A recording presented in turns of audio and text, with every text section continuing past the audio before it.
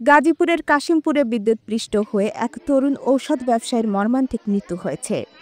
সন্তানের এই অকাল মৃত্যুতে দিশেহারা মা বাবা আর ভাই বোন ও স্ত্রীর আহাজারিতে ভারী হয়ে উঠেছে পুরো এলাকা। সোমবার সকাল আনুমানিক ৮টার দিকে গাজীপুর সিটি কর্পোরেশনের সারদাগঞ্জ ৪ নম্বর ওয়ার্ডের বারেকনগর এলাকায় ঘটে এ হৃদয় বিদারক ঘটনা।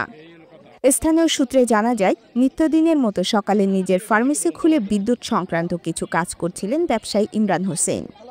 হঠাৎ অসাবধানতাবশত বৈদ্যুতিক তারের সংস্পর্শে এসে তিনি বিদ্যুৎপৃষ্ট হন।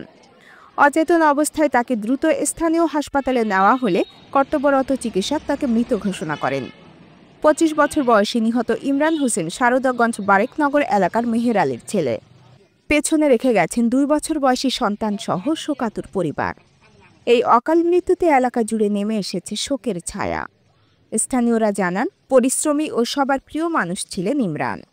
তার মৃত্যুতে পুরো এলাকায় শোকের মাতম বইছে। ৮টার ভিতরে এরকম সময় দোকানে যে দোকানের সুইচ দেওয়ার অবস্থায় বিদ্যুৎ স্পর্শ হয়ে মারা যায়।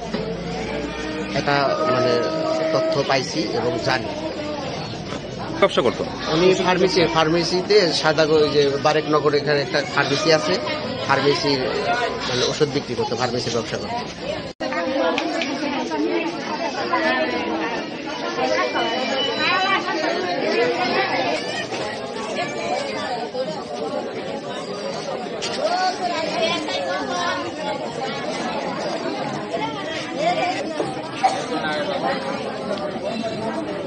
একবার শর্ট খাইছে, ওই সঙ্গে আইয়া পড়ছিল আমার কপাল খারাপ আর কি, এই হলো কথা।